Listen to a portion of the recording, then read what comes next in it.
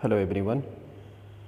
Today in accountancy of class 12th types of accounting ratio, I am going to discuss the next topic of solvency ratio, that is proprietary ratio. Dear student, in the last video I have discussed about the debt equity ratio and total asset to debt ratio. In this video the third solvency ratio, that is proprietary ratio, I will discuss. First, meaning of proprietary ratio. Proprietary ratio is that ratio which shows relationship between shareholders fund and total asset of the company. Business organization की जो total asset है और जो share holders fund है जिसको equity हम कहते हैं, उसके बीच में जो रिलेशनशिप है उसको ये शो करता है.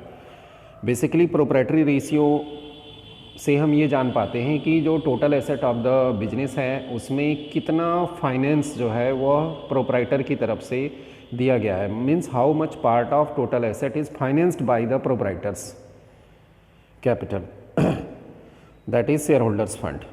इसको फार्मूले के तौर पे अगर हम लिखेंगे जब फाइंड करने के लिए, तो proprietary ratio is equal to share holders fund upon total asset या equity upon total asset.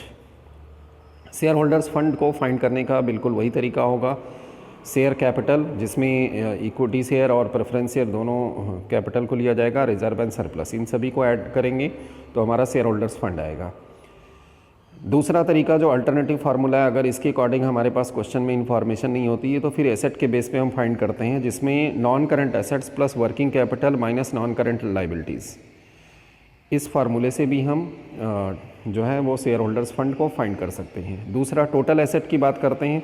Total asset को फाइंड करने के लिए हमारे पास जो फार्मूला होगा, नॉन करंट एसेट्स और करंट एसेट्स इन दोनों को हम ऐड कर देंगे. दोनों को ऐड कर देंगे तो ये हमारी टोटल एसेट हो जाएगी. और इसके बाद फार्मूले में इसको वैल्यू को रखने के बाद we are able to find the proprietary ratio.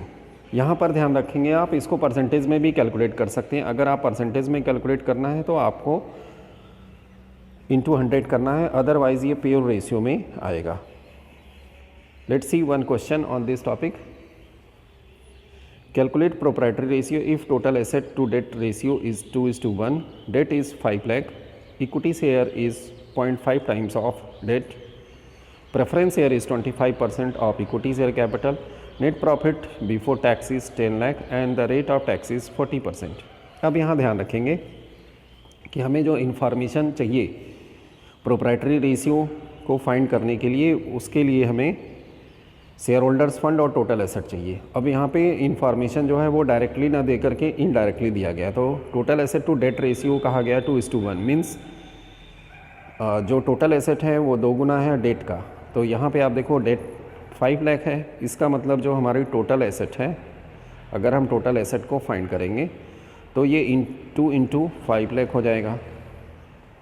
तो ये 10 लाख हुआ, ये टोटल एसेट आ गया. अब equity share capital is 0.5 times of debt कहा जा रहा है. तो इक्विटी शेयर को अगर हम फाइंड करें तो इक्विटी शेयर हमारा फाइंड हो जाएगा 0.5 इंटू जो डेट है 5 लाख. तो ये हमारा आ गया 2,50,000 इक्विटी शेयर आ गया. प्रेफरेंस शेयर की बात करता है कि 25% आप इक्विटी शेयर कैपिटल कह रहा है. तो अब ये जो इक्विटी शेयर आया तो इसका 25% कैलकुलेट कर देना है. 25% इसका कैलकुलेट कर देंगे तो ये आ गया आपका 62,500. ये हमारा आ गया प्रेफरेंस शेयर. इसके बाद प्रॉफिट की बात कर रहा है तो हमें सरप्लस भी ऐड करना है. तो प्रॉफिट को हम ऐड करते हैं शेयर होल्डर्स फंड को फाइंड करने के लिए. तो 10 लाख है, तो 10 lakh net profit before tax है और टैक्स का रेट 40% है. तो 40% माइनस कर देंगे 10 लाख से, तो 4 लाख माइनस हो गया. तो इसका मतलब हमारा प्रॉफिट जो है वो 6 लाख है. अब इन तीनों को ऐड अगर हम कर देंगे 2,50,000 प्लस 62,500 और 6 लाख ये सरप्लस, तो हमारे पास शेयर होल्डर्स फंड आ जाएगा और टोटल एसेट हम फाइंड कर चुके हैं. तो इसके आधार पे हम इसको सॉल्व करेंगे. तो now see the solution. Proprietary ratio formula लिखा, प्रोप्राइटर्स फंड या इक्विटी या share holders fund upon total asset.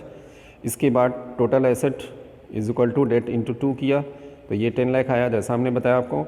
फिर प्रोप्राइटर्स फंड या शेयर होल्डर्स फंड जिसको कहते हैं, तो equity share capital, preference share capital और सरप्लस इन तीनों को ऐड करना है.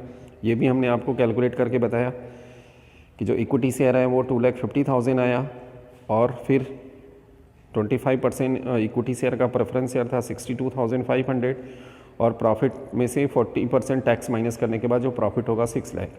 तो इस तरीके से ये आया 9,12,500। तो अब इसको फार्मूले में रखेंगे तो हमारा शेयर होल्डर्स फंड है 9,12,500 अपॉन टोटल एसेट्स है 10 लाख। इसको रखा, सॉल्व किया, 0.912:1। इसको अगर हम परसेंटेज में कैलकुलेट करना चाहेंगे तो यहीं पर हम इंटू 100 कर देंगे तो ये आ जाएगा 91.21%।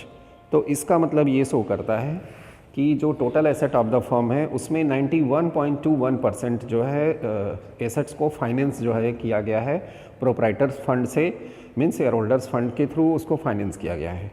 तो ये हमारा तरीका होगा प्रोप्राइटर्स फंड को कैलकुलेट करने का या प्रोप्राइटरी रेशियो को कैलकुलेट करने का।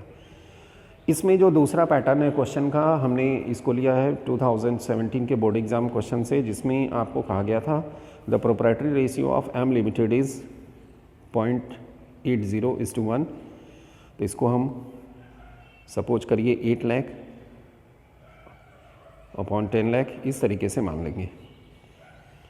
इसके बाद कहा जा रहा है state with reason whether the following transactions will increase decrease और not change the proprietary ratio. अब आपको ट्रांजेक्शन्स में जो दिए गए हैं उसके आधार पर ये बताना है कि रेशियो जो है वो चेंज होगा, इंक्रीज़ होगा, डिक्रीज़ होगा या नॉट चेंज होगा, जो ट्रांजेक्शन्स दिए गए हैं। और ये पर ट्रांजेक्शन 1 मार्क्स होते हैं। तो आप 4 ट्रांजेक्शन्स दिए गए हैं, इसका मतलब है 4 मार्क्स के क्वेश्चन है ये।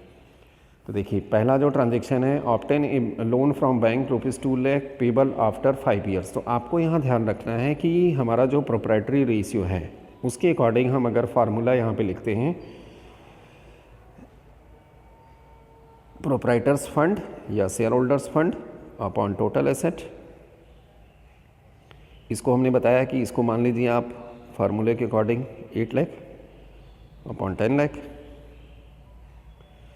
तो इसके अकॉर्डिंग अगर आप देखें तो अगर लोन आप पे करते हैं तो इसका इफ़ेक्ट क्या होगा, सॉरी आप लोन ले रहे हैं यहाँ पे, तो ऑब्टेन ए बैंक लोन, आपने लोन लिया तो इसका इफ़ेक्ट क्या होगा कि प्रोप्राइटर्स फंड आपका बढ़ेगा कि नहीं बढ़ेगा। तो आप देखें प्रोप्राइटर्स फंड में आपका शेयर कैपिटल आता है, रिजर्व एंड सरप्लस आता है, तो इसके ऊपर कोई इफ़ेक्ट नहीं हुआ। लेकिन टोटल एसेट पर अगर आप देखेंगे तो टोटल एसेट आपकी जो है 2 लाख रुपीज़ से इंक्रीज़ हो जाएगी, क्योंकि लोन लेते ही आपकी जो एसेट है करंट एसेट्स वो इंक्रीज़ हो जाएगी। तो यहाँ पर रेशियो पर इफेक्ट क्या होगा कि रेशियो आपकी डिक्रीज़ होगी।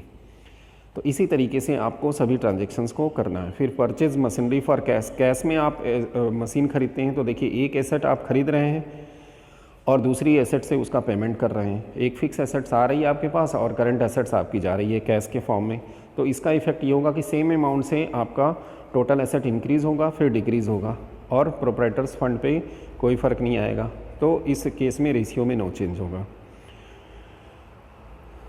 See the answer. फर्स्ट हमने कहा आपको कि डिक्रीज़ हुआ, no change in share holders fund but total asset will increase by, क्योंकि टोटल एसेट हमारा डिनोमिनेटर के तौर पे है, तो जैसे ही उसमें इंक्रीज़ होगा तो रेशियो हमारे डिक्रीज़ होगी। और दूसरे केस में आपको बताया गया कि कोई चेंज नहीं होगा। तीसरे केस को आप समझने की कोशिश करिए। तीसरे केस में कहा गया redeemed 5% redeemable preference share. Preference share को अगर हम रिडीम करते हैं तो इसका रिजल्ट ये होगा कि 1 लाख रुपीज़ हमारा जो है वह टोटल एसेट से भी कम होगा और 1 लाख जो है हमारा इक्विटी से भी कम होगा, मीन्स शेयर होल्डर्स फंड से भी होगा। तो both share holders fund and total assets दोनों डिक्रीज़ होंगे सेम अमाउंट से। जब सेम अमाउंट से डिक्रीज़ होंगे तो हमारी रेशियो भी क्या होगी, डिक्रीज़ होगी इस केस में। फिर नेक्स्ट हमारा है issued equity share to the vendors of machinery purchased for 4 lakh. आपने एक मशीन खरीदा 4 लाख का और उसके बदले आपने इक्विटी शेयर दे दिया। तो देखिए आपका शेयर होल्डर्स फंड भी इंक्रीज़ हुआ सेम अमाउंट से और टोटल एसेट भी इंक्रीज़ हुआ सेम अमाउंट से। तो उस केस में रेशियो हमारी क्या होगी, इंक्रीज़ होगी।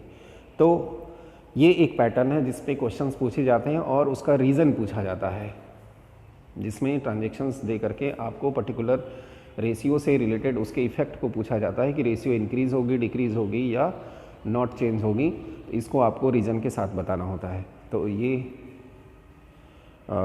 आई होप कि आपको ये समझ में आया होगा ये topic. Thank you very much for watching this video. Keep watching, like and share.